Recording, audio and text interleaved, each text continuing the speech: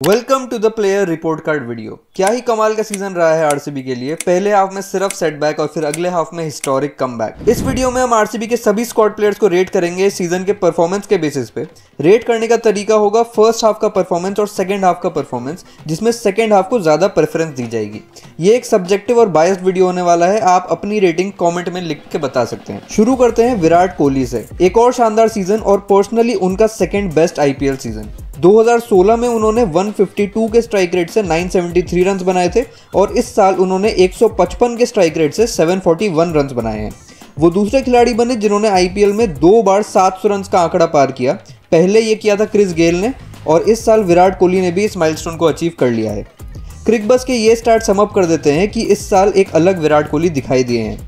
IPL के first half में कोहली ने 8 मैचेस में 379 रन्स बनाए, 150 की स्ट्राइक रेट और 63 की एवरेज के साथ। इस बीच आरसीबी ने 7 मैच हारे और सिर्फ 1 मैच जीता। सेकेंड हाफ में परफॉर्मेंस बिल्कुल सेम रही। अगले 7 मैच में कोहली ने 60 की एवरेज और 160 की स्ट्राइक रेट से 362 रन बनाए।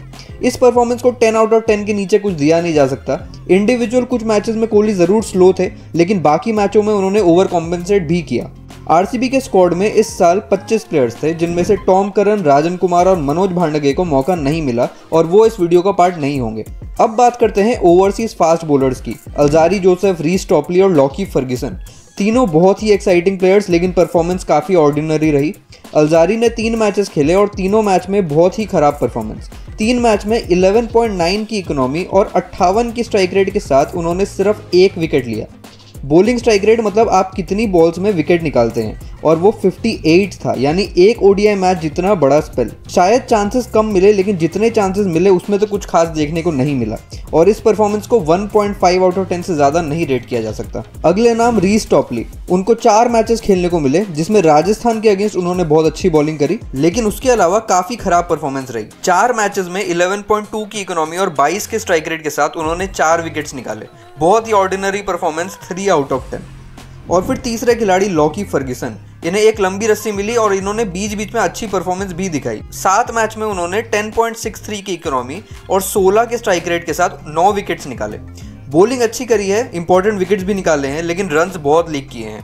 और अगर आरसीबी की विनिंग स्ट्रीक में इनको रिप्लेस भी कर दिया जाए तो शायद उतना कुछ फर्क नहीं पड़ेगा। I will give him a 5 out of 10। अभी आते हैं स्पिनर्स पर। Himanshu Sharma, Karn Sharma, Mayank Dagar and God's favourite child Swapnil Singh. Himanshu Sharma बहुत हाइप के साथ आए थे, लेकिन एक मैच के बाद फैंस, टीम मैनेजमेंट सबका पेशेंस रन आउट हो गया। उन्होंने सिर्फ 2 ओवर्स डाले इस सीजन और उसमें 29 रन खा लिए, मतलब 14.5 की इकोनॉमी। कोई विकेट नहीं मिला और उन 2 ओवर्स में कुछ खास देखने को भी नहीं मिला। सैंपल साइज इतना छोटा है कि इन्हें क्या ही रेट किया जाए। Let's just move on. Mayank Dagar को 5 मैच खिलाए गए। उन्होंने बहुत अच्छी फील्डिंग का नमूना पेश किया। कुछ मैच में बॉलिंग भी इकोनॉमिकल रही, लेकिन कुछ खास इंपैक्टफुल नहीं देखने को मिला। 5 मैच में सिर्फ 1 विकेट, 10.14 की इकोनॉमी और 71 के स्ट्राइक रेट के साथ। My rating is 2.5 out of 10। Karn Sharma 9 matches में 7 विकेट, 10.6 की इकोनॉमी और 20 का स्ट्राइक रेट। बहुत ऑर्डिनरी बॉलिंग और बहुत ज़्यादा रन्स लीक किए विद द बैट, लेकिन उन्होंने बहुत इंपॉर्टेंट रन्स बनाए हैं। 3 बार बैटिंग करने आए और कभी भी बॉल्स वेस्ट नहीं करी और हर बार कम से कम 1 बाउंड्री तो मारी ही। मेरी रेटिंग होगी 4.5 आउट ऑफ 10। शायद बैटिंग के लिए मैंने 0.5 एक्स्ट्रा दे दिया है। और फिर स्वप्निल सिंह इस साल आरसीबी के लिए 22वें खिलाड़ी रहे। जब से टीम में आए हैं तब से टीम का मोराल ही चेंज हो गया। मैच जीतने लगे और आखिरी पोजीशन से एलिमिनेटर तक पहुंच गए। 7 मैच में उन्होंने 6 विकेट्स लिए, 8.87 की इकोनॉमी और सिर्फ 15 के स्ट्राइक रेट से सभी इंपॉर्टेंट विकेट्स निकाले। इनके विकेट्स थे Heinrich Klaasen, Aiden Markram, Wriddhiman Saha, Prabhsimran Singh, Liam Livingstone और डेविड वार्नर। बैटिंग में लोअर ऑर्डर में आके उन्होंने इंपॉर्टेंट रन्स भी बनाए और इनिंग्स खत्म होते होते टीम को मोमेंटम भी दे देते थे। स्वप्निल सिंह की rating 6 out of 10। Next round Indian fast bowlers. तो इसमें होंगे मोहम्मद सिराज, विशक विजय कुमार, आकाशदीप और यश दयाल। विशक को 4 मैच मिले। उन्होंने 9.79 की इकोनॉमी और 21 के स्ट्राइक रेट से बॉलिंग करी। 3 मैचेस में इनकी इकोनॉमी अच्छी थी, लेकिन सनराइजर्स के अगेंस्ट इकोनॉमी 16 तक पहुंच गई थी। 4 आउट ऑफ 10। आकाशदीप को तो सिर्फ 1 मैच मिला, जिसमें उन्होंने 16 की इकोनॉमी से रन खाए। क्या ही रेटिंग देंगे इनको भी। Let's just move on. Yash Dayal और मोहम्मद सिराज। दयाल भाई ने 14 मैच में 15 विकेट्स लिए, 9.2 की इकोनॉमी और 20 के स्ट्राइक रेट के साथ। टूर्नामेंट के सेकेंड हाफ में उनकी इकोनॉमी थोड़ी और खराब हुई है। इवन दो लास्ट ईयर के सेटबैक के बाद इस साल का कमबैक बहुत अच्छा हुआ है, लेकिन शायद आरसीबी को इससे अच्छे स्टैंडर्ड्स रखने पड़ेंगे। 5.5 आउट ऑफ 10। मोहम्मद सिराज के ओवरऑल स्टैट्स बिल्कुल सिमिलर है दयाल से, लेकिन डिफरेंस है सेकंड हाफ का परफॉर्मेंस। सेकंड हाफ में टीम के कमबैक के पीछे इनका बहुत बड़ा रोल रहा है। सीजन के पहले 7 मैच में सिराज ने 5 विकेट लिए 10.3 की इकोनॉमी के साथ, और फिर सेकंड हाफ में 10 विकेट लिए 8.1 की इकोनॉमी के साथ। इवन तो परफॉर्मेंस इंडियन टीम के बॉलर जैसी नहीं थी, लेकिन फर्स्ट हाफ में एक मैच ड्रॉप होने के बाद जो कमबैक मारा है वो सराहनीय है। आई will give him a respectable 6 out of 10। अभी आते हैं बैटिंग के तरफ। फिलर्स में आते हैं 4 बैट्समैन सुयश प्रभदेसाई, सौरव चौहान, अनुज रावत और महिपाल लुमरोर। सुयश को सिर्फ एक मैच मिला और उस मैच के बेसिस पे हम उनको क्या ही रेट करेंगे, इवन दो मेरे को उनका शॉट सिलेक्शन हमेशा क्वेश्चनेबल लगता है। सौरव चौहान को 3 मैच मिले, 6 की एवरेज है उनकी, 18 रन बनाए हैं 120 के स्ट्राइक रेट के साथ। इम्पैक्ट प्लेयर के रूप में आए, लेकिन इम्पैक्टफुल कुछ खास देखने को मिला नहीं।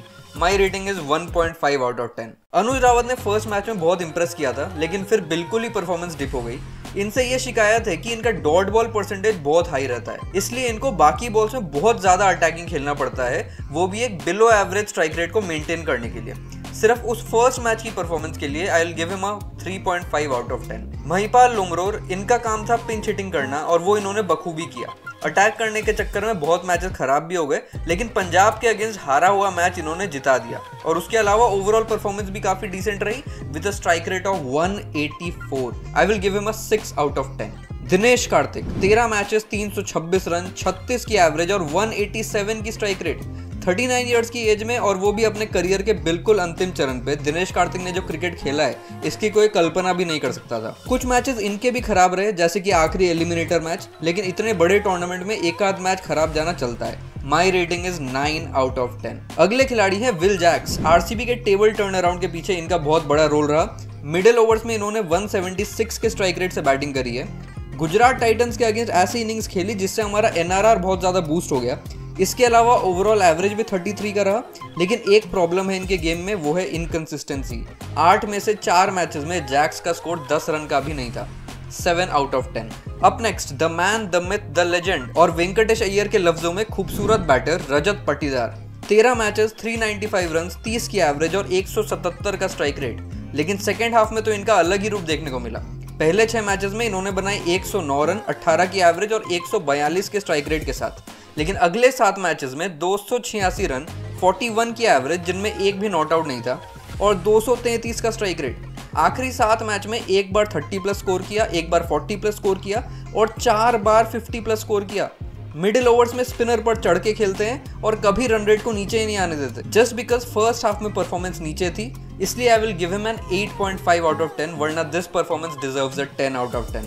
Up next captain Faf du Plessis. देखो, एज अ कैप्टन मुझे उनकी परफॉर्मेंस उतनी कुछ खास नहीं लगी, और एज अ बैटर उन्होंने 15 मैचेस में 438 रन बनाए 29 के एवरेज के साथ, लेकिन 162 के स्ट्राइक रेट के साथ। इस साल आरसीबी के कमबैक के पीछे इन स्ट्राइक रेट्स का बहुत बड़ा योगदान रहा है, लेकिन इस साल फाफ की बैटिंग में इनकंसिस्टेंसी बहुत देखने को मिली। टीम की परफॉर्मेंस और इनकी परफॉर्मेंस में कुछ खास सिंक नहीं मिला। 15 मैच में फाफ ने 4 50 मारी, जिनमें 2 लूजिंग कॉज में आई और 2 विनिंग कॉज में। ओवरऑल इनका परफॉर्मेंस काफी डिसेंट रहा, इसलिए I will give him a 6.5 out of 10। अब आते हैं दोनों ऑस्ट्रेलियन ऑलराउंडर्स के तरफ, ग्लेन मैक्सवेल और कैमेरॉन ग्रीन। मैक्सवेल की परफॉर्मेंस विद द बैट तो बहुत ही बेकार रही। 9 मैचेस में 52 रन, 5.8 की एवरेज और 120 के स्ट्राइक रेट के साथ। ये किसी ऑस्ट्रेलियन टॉप ऑलराउंडर को शोभा नहीं देता। With the ball performance decent रही, 8 की इकोनॉमी के साथ 6 विकेट्स लिए 6 मैचेस में। लेकिन अगर मैक्सवेल ने इंपॉर्टेंट मैच जैसे कि एलिमिनेटर में परफॉर्म किया होता तो शायद आज आरसीबी की किस्मत कुछ और होती। मैं तो बहुत ज़्यादा डिसअपॉइंट हुआ हूँ इस सीजन से, लेकिन ये बात भी माननी पड़ेगी कि मैक्सवेल ने 3 साल इतना कंसिस्टेंटली परफॉर्म किया है कि टीम उन पर बहुत ज़्यादा डिपेंडेंट हो गई है। मुझे यकीन है कि अगले सीजन ये परफॉर्मेंस अच्छा रहेगा, but for this season 1.5 out of 10।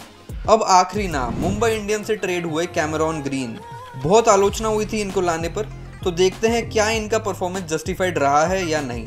Green ने बैटिंग से 12 मैचों में 255 रन बनाए, 32 की एवरेज और 143 के स्ट्राइक रेट के साथ, और विद द बॉल 8.6 की इकोनॉमी के साथ 10 विकेट लिए। लेकिन टूर्नामेंट के सेकेंड हाफ में 60 की एवरेज से 181 रन बनाए। मैं तो काफी सेटिस्फाइड हूँ ग्रीन की परफॉर्मेंस से, और चाहूंगा आरसीबी इन्हें अगले साल भी अपने साथ रखे। आई will give him an 8.5 out of 10। So this was it for this video पसंद आया हो तो लाइक का बटन दबा दें, और उसके पास सब्सक्राइब का बटन है वो भी दबा दें। कमेंट्स में बताओ अपने thoughts. I will see you in the next one.